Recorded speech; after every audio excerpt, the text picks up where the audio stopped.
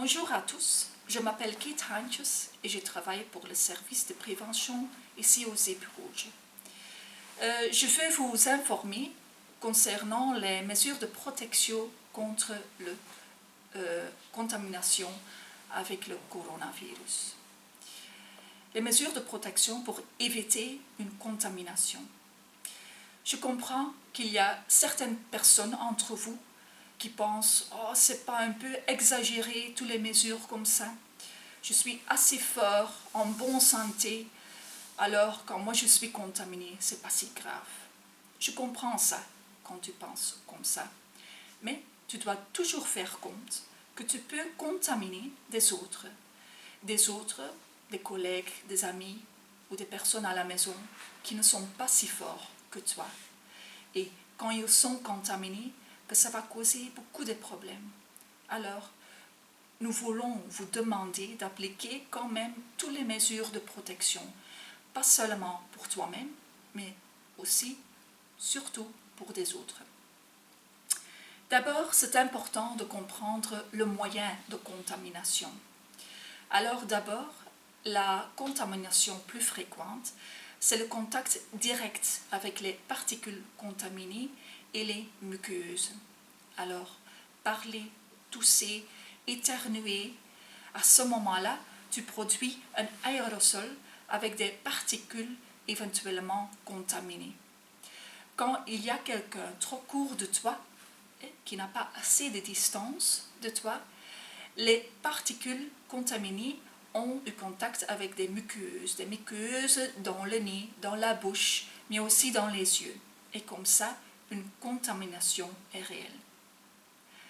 Ça, c'est la contamination plus fréquente, le contact direct avec des particules contaminées. Le deuxième moyen, ça c'est le contact indirect, c'est-à-dire je suis en train de parler avec une feuille avant moi, les particules tombent sur la feuille, je donne ça à quelqu'un d'autre touche ça avec la main, mais à ce moment, il n'y a pas encore de risque, parce que le pot est une barrière contre le virus. Le virus ne peut pas entrer le corps. Mais quand tu sais qu'une personne touche le visage environ 20 fois par heure, comme ça, une contamination est possible quand tu touches les mains, le nez, la bouche et peut-être les yeux. Comme ça, tu as du contact avec des muqueuses, comme ça, éventuellement aussi une contamination. Alors, deux moyens de contamination, tu as déjà entendu, le social distancing est très important et laver les mains est très important.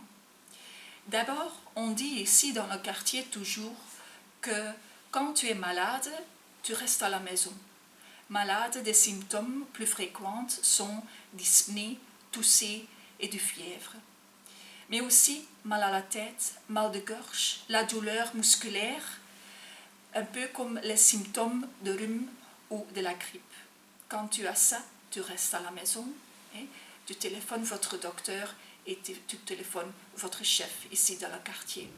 Ça, c'est les premières règles.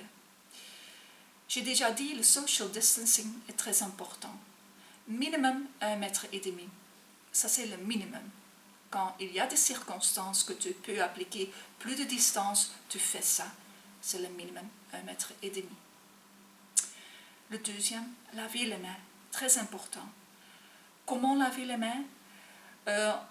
Je préfère le savon et de l'eau. Ça, c'est le plus efficace. Comment tu touches tous les endroits, n'oublie pas les doigts. Environ 40 secondes avec de l'eau et de savon. Quand tu n'as pas ça, il y a de l'alcool gel. Environ 30 secondes, aussi le même principe. Mais quand tu as de l'eau et de savon, tu utilises ça, laver les mains. Quand laver les mains? Avant et après manger et boire. Avant et après les toilettes. Avant de fumer. Après, quand tu as touché beaucoup de surface, surtout des hotspots. Après ça, laver les mains. Assez fréquent.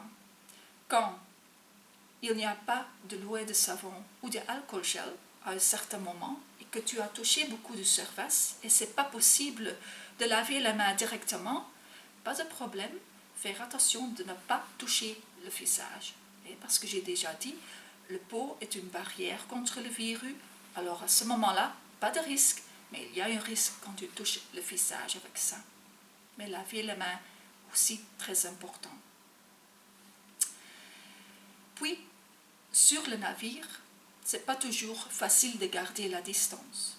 Alors, on a ici dans le quartier le masque chirurgical. On va porter ça quand ce n'est pas possible de garder la distance. Mais tu dois faire attention. Il y a un groupe de masques comme les masques en coton, les masques en papier et les masques chirurgicaux. Et puis tu as l'autre groupe, les masques de filtration, FFP1, P2, P3 avec un ventile. On n'utilise pas ça. Ça c'est pour le personnel médical ou pour des travaux dangereux avec des produits dangereux, toxiques, et on utilise ça. Mais maintenant, dans notre période de corona, on utilise les masques chirurgicaux. J'ai une ici. Attention, ça ne protège pas le porteur, ça protège les autres. Les masques de filtration, ça protège le porteur lui-même. Oui. Mais les masques chirurgicaux, ça garde seulement toutes les particules dans le masque. Quand tu dois tousser ou parler, ça garde les particules dans le masque. Alors, il n'y a pas une libération des particules contaminées dans l'environnement.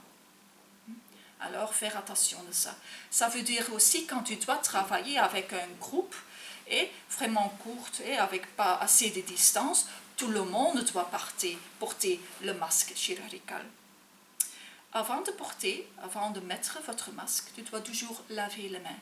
J'ai fait ça il y a quelques minutes, alors toujours laver les mains. Tu as un côté blanche et bleu. Le blanche, c'est l'intérieur, le bleu est l'extérieur. Tu as ici un endroit qui est plus dur, ça c'est pour le nez. Alors simplement, mettre ça, pousser sur le nez, comme ça. Tu vois maintenant, il y a des petites ouvertures ici, alors ça ne protège pas du tout le porteur.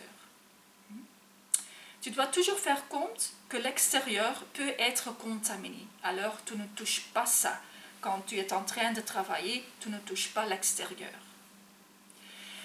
8 heures maximum, tu peux porter ça 8 heures maximum, mais quand tu fais du travail vraiment dur et où tu dois parler beaucoup, 8 heures, tu dois porter ça 4 heures ou 6 heures, mais l'intérieur devient humide et quand tu sens que c'est trop humide, tu prends un autre masque.